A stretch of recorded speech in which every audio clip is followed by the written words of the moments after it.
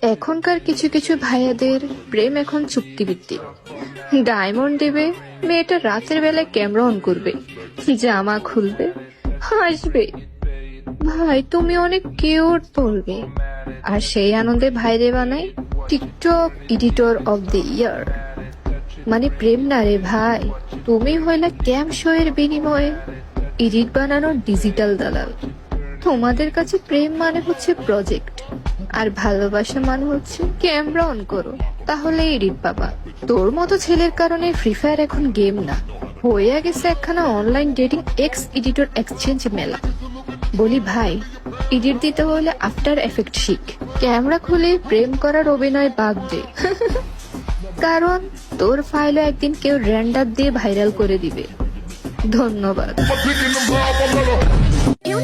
টিকটকে অনেক মেয়ে অ্যাটিটিউড ভিডিও বানায়, তাই বলে কি সবাইকে রোস্ট করা যায়?